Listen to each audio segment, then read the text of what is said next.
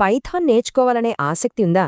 కానీ ఎక్కడ మొదలుపెట్టాలో, ఎలా మొదలుపెట్టాలో కాస్త కన్ఫ్యూజన్గా ఉందా? ఏం పర్లేదు. ఈరోజు మనం పైథాన్ కోడింగ్లో ఉండే కొన్ని బేసిక్ విషయాల్ని చాలా అంటే చాలా సింపుల్గా ఎలా అర్థం చేసుకోవాలో చూద్దాం. చూడండి, మనం ఏదైనా కొత్తది నేర్చుకోవాలి అనుకున్నప్పుడు కొన్నిసార్లు మన ముందు ఇలాంటొక డాక్యుమెంటొచ్చి పడుతుంది. అంతా అక్షరాలే, కాని ఏదెందుకో దేని అర్థమేంటో అస్సలు తెలీదు. చాలా గందరగోళంగా ఉంది కదా? అయితే దీన్ని చూసి అస్సలు భయపడాల్సిన పనిలేదు.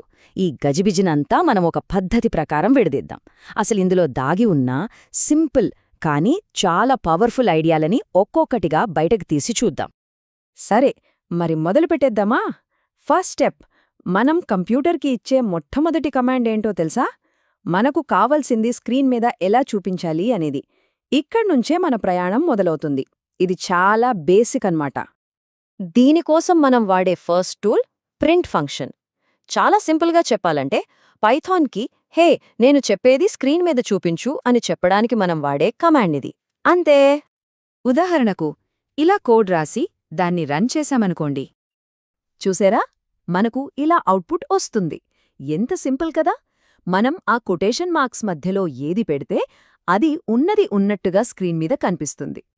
అయితే ఇందాక మనం ప్రింట్ చేశామే, ఆ టెక్స్ట్ని టెక్నికల్గా లిటరల్ అని పిలుస్తారు. ఈ పదం చూసి అస్సలు కంగారు పడకండి. దానర్థం చాలా సింపుల్. మనం కోడ్లో డైరెక్ట్గా ఇచ్చే డేటా అన్నమాట. అంటే టెక్స్ట్ కావచ్చు, నంబర్ కావచ్చు, ఏదైనా సరే. ఇప్పుడు చూడండి, మొదట మనకు గజిబిజీగా అనిపించిన ఆ డాక్యుమెంట్లోని ఉదాహరణలన్నీ ఇప్పుడు ఎంత నీట్గా ఒక టేబుల్లో అమరిపోయాయో. మనం పైథాన్లో ఎక్కువగా వాడే 4 ముఖ్యమైన డేటా టైప్స్ ఇవే అన్నమాట. ఓకే, డేటాని స్క్రీన్ మీద చూపించడం ఎలాగో తెలిసింది. చాలా బావుంది. ఇప్పుడు నెక్స్ట్ స్టెప్, ఆ డేటాతో చిన్న చిన్న పనులు ఎలా చెయ్యాలో చూద్దాం. ఫర్ ఎగ్జాంపుల్, సింపుల్గా కొన్ని లెక్కలు చేద్దామా? కూడికలు, తీసివేతలు, గుణకారాలు ఇలాంటి పనులు చేయడానికి పైథాన్ కొన్ని స్పెషల్ సింబల్స్ వాడుతుంది. టెక్నికల్గా వీటినే ఆపరేటర్లు అని అంటారు. మనం రెగ్యులర్గా వాడే కొన్ని ఆపరేటర్లు ఇవి. అచ్చం మన క్యాలిక్యులేటర్లు లాగే పనిచేస్తాయి. ప్లస్ అంటే కూడిక, మైనస్ అంటే తీసివేత. అంతే సింపుల్. ప్రతిసారీ 10, 20 అని నంబర్లనే వాడటం కంటే వాటికి ఒక పేరు పెట్టి స్టోర్ చేసుకుంటే మన కోడ్ చదవడానికి ఈజీగా ఉంటుంది కదా. అలా డేటాని దాచుకోవడానికి మనం పెట్టే పేర్లనే వేరియబుల్స్ అంటాం. ఇది ఎలా ఉంటుందంటే మనింట్లో వస్తువులకి లేబుల్స్ అంటించి డబ్బాలో దాచుకున్నట్టన్నమాట. అయితే ఈ పేర్లు పెట్టడానికి కొన్ని రూల్స్ ఉన్నాయండోయ్. గుర్తుపెట్టుకోవాల్సిన ముఖ్యమైన విషయమేంటంటే ఈ పేర్లు నంబర్తో స్టార్ట్ అవ్వకూడదు. వాటి మధ్యలో స్పెషల్ క్యారెక్టర్లు ఉండకూడదు. అలాగే రిటర్న్ లాంటి కొన్ని రిజర్వ్డ్ పదాలుంటాయి. వాటిని కూడా వాడకూడదు. ఓకే, ఇప్పటివరకు నేర్చుకున్న వాటితో ఇంకొంచెం ముందుకెళ్దాం. అసలు మన ప్రోగ్రాంలు వాటికవే సొంతంగా నిర్ణయాలు ఎలా తీసుకుంటాయి, లేదా ఒకే పనిని పదే పదే ఎలా చేస్తాయి, ఆ సీక్రెట్ ఏంటో ఇప్పుడు తెలుసుకుందాం. ఒక ప్రోగ్రాం ఏదైనా నిర్ణయం తీసుకోవాలంటే ఫస్ట్ అది రెండింటినీ పోల్చి చూడాలి. దానికోసం ఈ ఆపరేటర్లను వాడతాం. వీటిని వాడినప్పుడు వచ్చే రిజల్ట్ ఎప్పుడూ రెండే రెండు. ఒకటి నిజం అంటే ట్రూ అని, లేదా అబద్ధం అంటే ఫాల్స్ అని. ఈ ఇఫ్ స్టేట్మెంట్ వాడటం అనేది అచ్చం మనం ఒక జంక్షన్కి వచ్చినట్టే. ప్రోగ్రాం అక్కడొక కండిషన్ని చెక్ చేస్తుంది. ఆ కండిషన్ నిజమైతే ఒక దారిలో వెళ్తుంది. ఒకవేళ అది అబద్ధమైతే మరో దారిలో వెళ్తుంది. అంత సింపుల్.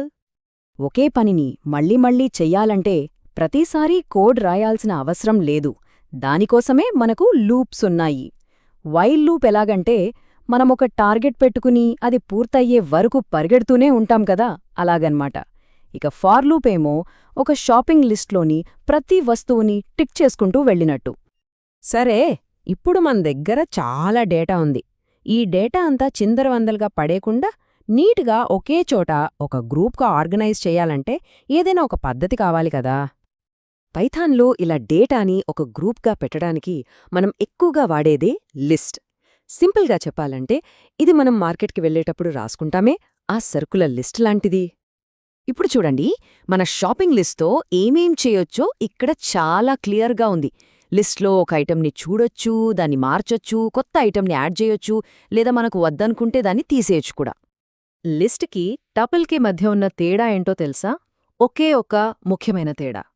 లిస్ట్ని మనం కావాలంటే ఎప్పుడైనా మార్చొచ్చు, ఐటమ్స్ యాడ్ చేయొచ్చు, తీసేయొచ్చు, కానీ టపుల్ని ఒక్కసారి క్రియేట్ చేశామంటే దట్స్ ఇట్, దాన్ని మళ్ళీ మార్చలేం.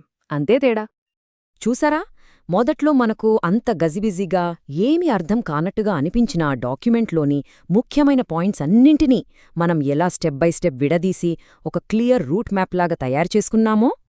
సో మనం ఇక్కడ అర్థం చేసుకోవాల్సింది ఏంటంటే, ఆ కన్ఫ్యూజన్ని క్లారిటీగా మార్చడానికి మనం చేసింది ఒక్కటే, ప్రోగ్రామింగ్లో ఉండే ఈ ఫండమెంటల్ బిల్డింగ్ బ్లాక్స్ని, అంటే ఈ ప్రాథమిక అంశాలని ఒక్కొక్కటిగా గుర్తుబట్టి అర్థం చేసుకోవడమే.